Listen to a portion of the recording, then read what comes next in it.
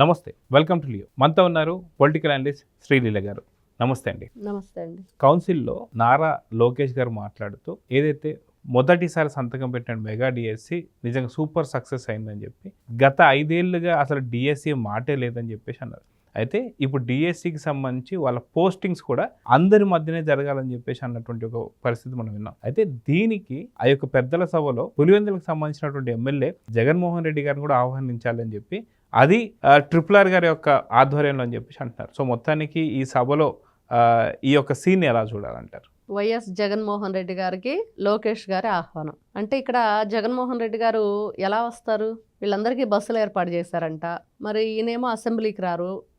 మరి నిజంగా ఆ ప్లేస్కి వెళ్ళాలంటే ఏంటి పరిస్థితి? ఎలా వెళ్ళాలి? ఫ్రీ బస్ అంటే పాపం మహిళలే వెళ్తారు. మరి జగన్మోహన్ రెడ్డి గారికి ప్రత్యేక వెహికల్ ఏదన్నా ఏర్పాటు చేస్తారా? అంటే అసలు జగన్మోహన్ రెడ్డి గారు వస్తారా రారా? ఆహ్వానాన్ని స్వీకరిస్తారా లేదా?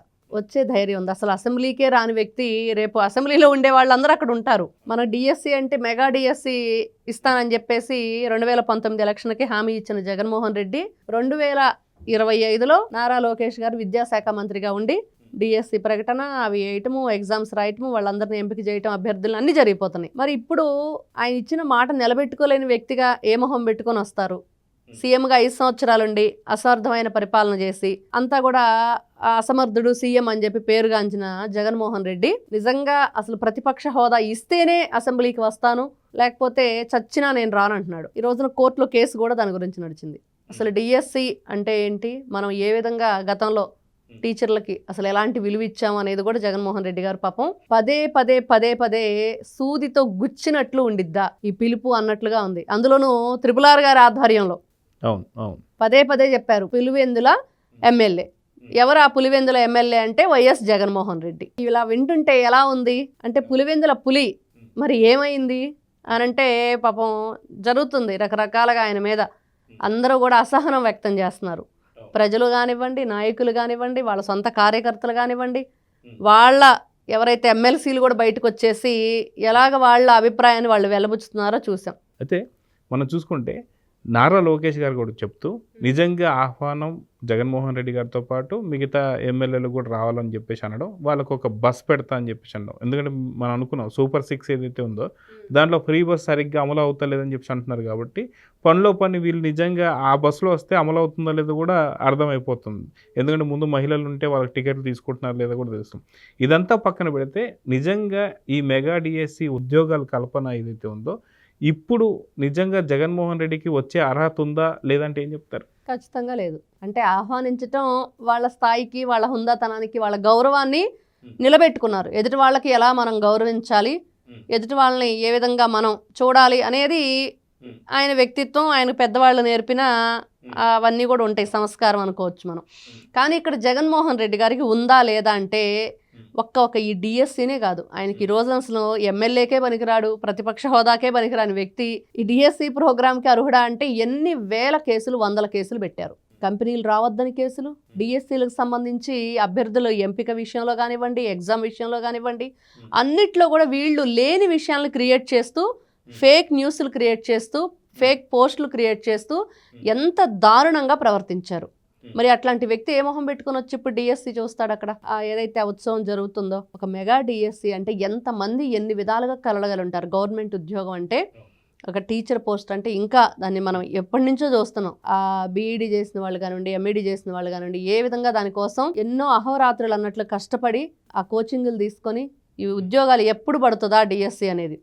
కానీ జగన్మోహన్ రెడ్డి గారు ఆయన డిఎస్సి ఇయ్యకపోగా మరి వచ్చి ఈ రోజున అంటే అందులోనూ ఇప్పుడు దాదాపుగా 13 సార్లు డిఎస్సి, అది కూడా టీడీపీ దాంట్లోనే జరిగింది. ఫస్ట్ ఎన్టీ రామారావు గారు. అంటే జగన్మోహన్ రెడ్డి గారు ఏం చేశారు? ఏదీ చేయలేదు. పైగా ఇట్లాంటి ఆరోపణలు, అబద్ధాలు, ఇట్లాంటి అభూత కల్పనలు చేసే ఈ వ్యక్తికి అసలు అర్హతే లేదనేది ప్రతి ఒక్కరి అభిప్రాయం. అయితే దాదాపు 2019 నుంచి 24 దాకా 5 ఏళ్ల పాటు ఒక్క డిఎస్సి కూడా పెట్టకపోవడం, కానీ ఏదైతే తను ఇచ్చినటువంటి మేనిఫెస్టోలో మాత్రం ప్రతి జనవరిలో ఒక జాబ్ క్యాలెండర్ రిలీజ్ చేస్తా అని చెప్పేసి అన్నారు. అంటే 5 ఏళ్లకు సంబంధించినటువంటి ఒక నిరుద్యోగులు ఎవరైతున్నారో కొంతమందికి వాళ్ళ వయోపరిమితి అయిపోతే వాళ్ళు ఇంకా అనర్హులే. అలాంటిది జగన్మోహన్ రెడ్డి వల్ల చాలామంది అనర్హులు అయ్యారని చెప్పి కూడా అంటున్నారు. మీరేమంటారు? ఖచ్చితంగా అండి. ఆయన ఉద్యోగ కల్పన అంటే జాబ్ క్యాలెండర్కి న్యాయం చేశాడులేండి. ఆ మాట మనం ఖచ్చితంగా చెప్పుకోవాలి. జగన్మోహన్ రెడ్డి జాబ్ క్యాలెండర్కి ఎలా న్యాయం చేశాడంటే యాపొద్దు అనుకోలేదబ్బా కడపలో మంచి ఫ్రాన్స్ ఫిష్ మటన్ దొరికిద్దని. మరి ఉద్యోగం లేని దాంతో వయోపరిమితి సంబంధం లేదు కదండి. 90 ఏళ్ళ ఎవరైనా పెట్టుకోవచ్చు, జగన్మోహన్ రెడ్డి కూడా పెట్టుకోవచ్చు. ఆయనకు కూడా అవకాశం ఉంది అక్కడ. ఎందుకంటే ఉద్యోగం బీకేశారని మొన్నే కొడాలని చెప్పాడు కదా. ఈయనకేదో పులివెందుల పులి అనుకుంటే పులి కాదు పిల్లి అనేది తెలిసిపోయింది. ఈయనేదో పులిలాగా గాండ్రిస్తాడు, గంభీరంగా గర్జిస్తాడంటే కాదు, పిల్లిలాగా పిల్లి కోతలు పెట్టుకుంటూ ఉంటాడని చెప్పేసి ఇప్పుడే నిరూపించుకున్నాడు. అందుకని జడ్పీటీసీలో కనీసం డిపాజిట్లు కూడా రాని పరిస్థితి. అంటే ఈయన మనం నిజంగా నేను ఎన్నో సందర్భాల్లో ఎంతో మంది ఆవేదన చూసి నిజంగా ఇంత ఇబ్బంది పడతారా, టైం అయిపోతుంది, ఏజ్ లిమిట్, మరి ఎలాగ నెక్స్ట్ నేను ఇంత ప్రిపేర్ అయి ఉన్నాను అనేది ఎంత బాధ ఉండిద్దండి. ఎన్ని సంవత్సరాలుగా వాళ్ళ ఆ కళని నెరవేర్చుకోవాలని చెప్పి ఎన్ని ప్రయత్నాలు చేస్తుంటారు. మరి అలాంటి వాళ్ళ జీవితాలను చిదిమేసిన వ్యక్తి జగన్మోహన్ రెడ్డి. మరి ఇట్లాంటి వ్యక్తుల్ని ఏం చేయాలి? ఆయన జాబ్ క్యాలెండర్లో విడుదల చేసి ఏం చేశాడు అనంటే Andhra fish market, Andhra chicken mart, లేకపోతే ఇంక ఇలానే రొయ్యలు చేపలు ఈ మాత్రం జంతికలు అని చెప్పాడు కదా అప్పట్లో ఉన్న ఐటీ మినిస్టర్. అట్లాగా వీళ్ళు చేసింది ఏంటంటే అసలు వయసుతో పరిమితి లేకుండా ఉద్యోగాలు ఇప్పించిన ఘనత జగన్మోహన్ రెడ్డికి ఉంది. అయితే వాస్తవానికి ఇప్పుడు మెగా డిఎస్సి అని చెప్పి ఎవరైతే అర్హులైనటువంటి వాళ్ళందరికీ కూడా ఇప్పుడు పట్టాలు రాబోతున్నాయో వీటి గురించి మాట్లాడుతున్న సందర్భంలో జగన్మోహన్ రెడ్డి గారు అన్న ఫిష్ మార్కెట్లు వీటి అంటే నిజంగా వీటి రెండింటికి తేడా లేదా అంటే ఏం చెప్తారు? అసలు ఒకటండి, ఇప్పుడే మనం అనుకున్నాం, ఏదైతే ఒక ఉత్సవం లాగా వాళ్ళకి డిగ్రీ అందించేది ఎందుకు చేస్తున్నారంటే వాళ్ళు పడిన కష్టం, వాళ్ళు ఎంత ఆ కలగన్నారు, ఆ కళ నిజం అవ్వకపోతే ఎలా ఉండిద్ది, నిజం అయితే ఎలా ఉండిద్ది.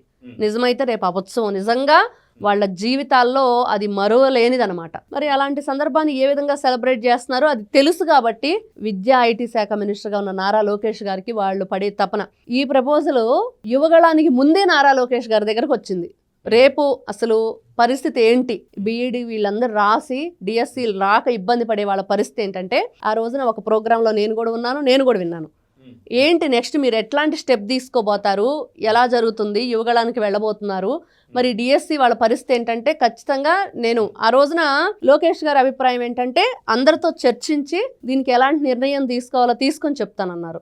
నిజంగా అవన్నీ కూడా గుర్తొస్తున్నాయి. దానికి ఎంత శ్రమించారు, ఎన్ని రకాలుగా ఆలోచించారు, ఎలాంటి నిర్ణయాలతోటి వీళ్ళు ముందుకు తీసుకెళ్లారు అనేది. మరి ఈ రోజున చూస్తే జగన్మోహన్ రెడ్డి గారు ఈ ఫిష్ మార్ట్లు, లేకపోతే ఏదైతే అతను నా సైన్యం అని చెప్పుకునే వాలంటీర్లు, వాళ్ళకు కూడా ఆ చెత్త డబ్బులో లేకపోతే ఆ ఏదో డబ్బులతో వాళ్ళకి పబ్బం గడుపుకునేటట్లు ఈయన జేబులో ఏం తీసివ్వలేదు 5,000. అంటే దానికి దీనికి అసలు సంబంధమే లేదండి, ఎక్కడ కూడా పోల్చలేము, అసలు ఆ మాట కూడా అనుకోలేని పరిస్థితి. అయితే స్పీకర్గా ఉన్నటువంటి RRR గారి సమక్షంలోనే ఆయన ఆధ్వర్యంలో పులివెందుల ఎమ్మెల్యే కావచ్చు జగన్మోహన్ రెడ్డి, ఇంకా మిగతా వారందరికీ కూడా ఒక బస్సు ఏర్పాటు చేస్తారని అది మాట్లాడడం జరిగింది.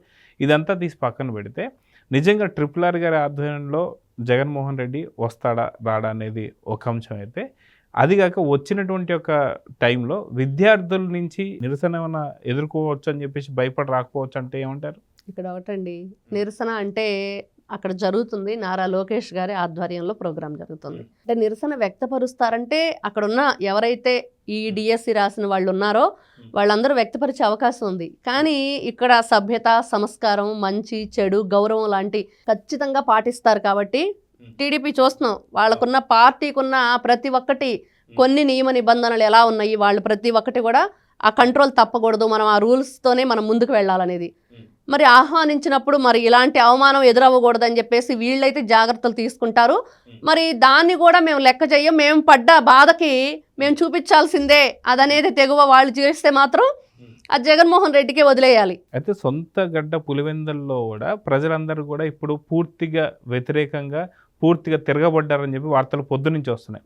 సో అటు సొంత గడ్డపైన ఉన్నటువంటి ఒక కార్యకర్తలు కావచ్చు, లేదంటే ప్రజలు కావచ్చు తిరగబడ్డం కావచ్చు, అదేవిధంగా సొంత ఎమ్మెల్యేలు ఎమ్మెల్సీలు కూడా తిరగబడ్డం కావచ్చు, ఇప్పుడు డిఎస్సికి వస్తే విద్యార్థుల నుంచి ఉద్యోగస్తులైన వాళ్ళు కూడా తిరగబడతారనేది ఉంది. సో నిజంగా వీటన్నిటిని ఎదుర్కొనేంత దమ్ము, ధైర్యం, ఒక ఫైటర్ లక్షణాలు జగన్లో ఉన్నాయా లేదంటే? ఖచ్చితంగా లేవు. ఇప్పుడు ఈ రోజున ఎమ్మెల్యేలుగా ఉన్నారు 11 నియోజకవర్గాల్లో, 11 ఎమ్మెల్యే జగన్మోహన్ రెడ్డి. మరి అసెంబ్లీకే రాకుండా, అసెంబ్లీలో గతంలో ఈయన ఏం చేశాడండి? ఈ రోజున అక్కడ ఆ వేదిక మీదకి, డిఎస్సి వేదిక మీదకి వెళ్ళాలంటే రేపు ఆ ఉత్సవకి ఒకవైపు విద్యార్థులు మోసం చేశాడు, ఇంకొక వైపు అందరి మీద లేనిపోని కేసులు పెట్టాడు. ఏది ఒక్కటి కూడా నిజం వాళ్ళు చేశారు అనేది, అన్ని పోరాటం కోసం. అప్పట్లో వీళ్ళు ఏదైతే ఒక భయంకరమైన పరిపాలన కొనసాగించారో దాని మీద పోరాడిన కేసులన్నీ కూడా ఇటువైపు ఇప్పుడు అధికారంలో ఉన్న 164 మంది మీద ఉంటాయి. మరి అవన్నీ చూస్తూ ఉంటే జగన్మోహన్ రెడ్డి 2 వైపుల నుంచి కూడా ఎదుర్కోవాలి. ఎటు కూడా మొహం చూపించుకునే పరిస్థితి లేదు. అక్కడ ఎమ్మెల్యేగా న్యాయం లేదు, సీఎంగా గతంలో ఉన్నప్పుడు న్యాయం లేదు, ఇంకా ఎంపీగా ఉన్నప్పుడు ఏం చేశాడో చాలా చేశాడు, అవన్నీ ఉన్నాయి.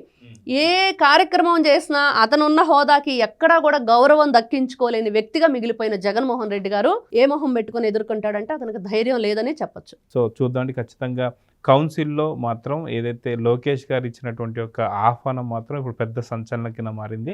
నిజంగా లోకేష్ గారు ఇచ్చినటువంటి ఆహ్వానాన్ని మన్నించి జగన్మోహన్ రెడ్డి గారు నిజంగా వస్తారా, లేదా వస్తే ఎలాంటి సమస్యలు ఎదుర్కోబోతున్నారు అనేది చూద్దాం. మరి నమస్తే. నమస్తే. Please subscribe to Leo News for more videos.